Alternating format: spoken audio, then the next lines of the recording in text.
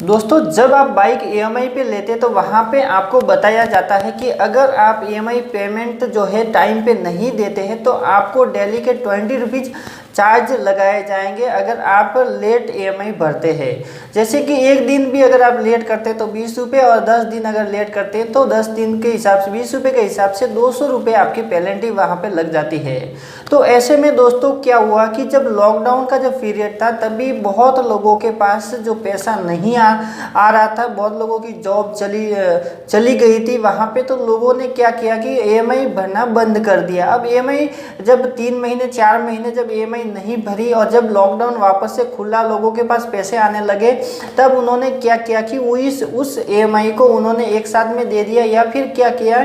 कि 3 महीने एक्सटेंड करके आगे आगे धकेल के, यानी कि एक ईएमआई रेगुलर भरते गए। तो ऐसे में क्या होता है कि आपकी ईएमआई तो पूरी हो गई, लेकिन दोस्तों जब आपने 3-4 ईएमआई जब लॉकडाउन में नहीं पे की थी तो उसकी जो पेनल्टी है वो लोग क्या करते हैं, उस पेनल्टी को वहाँ पे आपके साथ जोड़ देते हैं और आपको ऐसा लगता है कि आपने जो ईएमआई है वो पूरी पे कर दी है, लेकिन आपकी जो पेनल्टी है वो अभी भी वहाँ पे बाकी, यानी कि बकाया बताई जाती है। तो दोस्तों ऐसा इसके लिए होता है क्योंकि जब आप बाइक खरीदते हैं तो वहाँ पे लोन 2 प्रकार से होता है। एक तो फाइनेंस किया जाता है, जो कि जो बाइक वाले शोरूम वाले रहते हैं वो खुद अपने ऊपर ही फाइनेंस करते हैं, और वहाँ पे जो ईएमआई आप देते हैं उनको कैश में देते हैं, यानी कि उनके ऑफिस में जाके आप उस ईएमआई को भरते हैं। दूसरा क्या होता है कि बैंक के थ्रू, ईसीएस के थ्रू किया जाता है, और जब बैंक के थ्रू किसी से किया जाता है तो आपको कहीं भी जाने की ज़रूरत नहीं पड़ती है। वहाँ पे आपको बैंक के अंदर से ही, यानी कि आपके अकाउंट से ही हर महीने जो ईएमआई है वो डिडक्ट कर ली जाती है। तो दोस्तों आज मैं आपको बताऊंगा कि अगर आप जो ईएमआई पेमेंट पूरा कर दिया है लेकिन जो पेनल्टी है अगर आप नहीं भरते हैं तो क्या होगा। तो दोस्तों जब आप पेनल्टी नहीं भरते हैं तो क्या होता है कि जो वो पेनल्टी है, जैसे कि मान लीजिए कि पेनल्टी आपकी 1000 रुपये हो गई है। अब बाई चांस आप सोचते हैं कि हमारी ईएमआई पूरी हो गई है, हम पेनल्टी नहीं देंगे क्योंकि उन लोगों की प्रॉब्लम है, उन लोगों की वजह से ये सारा कुछ हुआ है, आप लोगों ने जो ईएमआई है पूरी भर दी है। लेकिन दोस्तों ऐसा नहीं होता है। वो लोग क्या करेंगे कि यानी कि आपको अपडेट करते रहेंगे, आपको कॉल करते रहेंगे कि आपकी पेनल्टी बाकी है, आपकी पेनल्टी बाकी है, और आप बोलेंगे कि हमने ऑलरेडी ईएमआई जमा कर दी है, फिर पेनल्टी किस बात की, वो किस बात की, और उसके आगे आपको एनओसी भी नहीं देते हैं, यानी कि जो नो ड्यू रहता है वो भी आपको वहाँ पे नहीं देते हैं। अब दोस्तों आपको क्या करना है, आपको उस ऑफिस में जाना है और आपको वहाँ पे जितनी भी पेनल्टी है उस पेनल्टी को भर देना है। भरने के बाद आपको नो ड्यू ले लेना है। अगर आप ऐसा नहीं करते हैं तो रिकवरी एजेंट आके आपकी बाइक को लेके जा सकते हैं, सिर्फ और सिर्फ उस पेनल्टी की वजह से।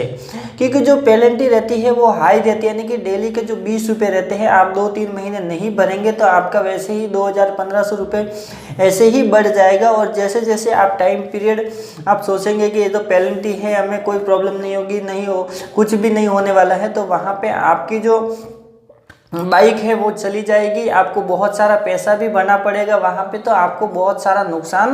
हो सकता है। तो दोस्तों एक तो ये ऑप्शन है कि अगर 1000-2000 रुपये है तो आप वहाँ पे उस पेनल्टी को भर के आप नो ड्यू ले लीजिए। अगर वो अमाउंट 10-15 हज़ार या 20 हज़ार हो गया है अगर आपकी पेनल्टी, क्योंकि वो अमाउंट अगर आप नहीं भरते हैं तो वो अमाउंट दिन ब दिन बढ़ता ही रहेगा, क्योंकि 20 रुपये के हिसाब से वो लोग डेली चार्ज वहाँ पर लगाते हैं। तो अमाउंट ज़्यादा हो गया है तो आपको क्या करना है, वहाँ पे रिक्वेस्ट करनी है, उन लोगों से बोलना है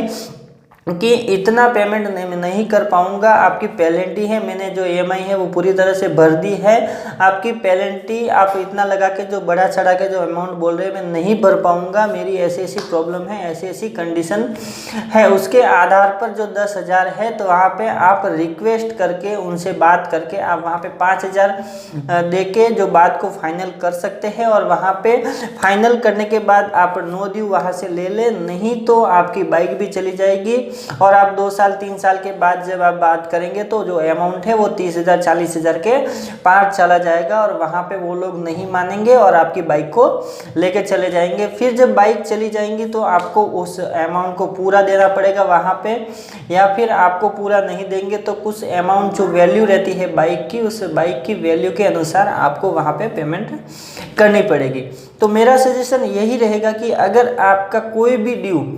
यानी कि अगर EMI एक भी अगर EMI आपकी बाइक के मामले में अगर बाकी है तो आप जल्द से उसका पेमेंट कर दें। अगर आप नहीं करते हैं उसका पेमेंट तो आगे जाके वो अमाउंट बहुत ही हाई हो जाता है, कम से कम 20,000 30,000 25,000 के आसपास चला जाएगा। और जब तक आपकी बाइक भी वो लेके जाएंगे तो उतनी ही वैल्यू आपको वहाँ पे भरनी पड़ेगी। तो EMI बाइक की कभी भी आपको रोक के नहीं रखनी है। दूसरा, जो भी अमाउंट आपने जैसे कि जो अमाउंट का जो अमाउंट EMI जो आपने पे कर दी है, फिर जो चार्जेस लगाते हैं, जो उस चार्जेस को जो 20 रुपये के हिसाब से जो चार्जेस लगते हैं उस चार्जेस को भी भर देना चाहिए, ताकि आगे आपको कोई भी प्रॉब्लम नहीं है। तो बस दोस्तों, आज के लिए इतना ही। वीडियो अच्छी लगी तो लाइक कीजिएगा, शेयर कीजिएगा अपने दोस्तों के साथ। अगर आप मेरे चैनल पर नए तो चैनल को सब्सक्राइब जरूर कीजिएगा ताकि ऐसी ही वीडियो आपको मिलती रहे।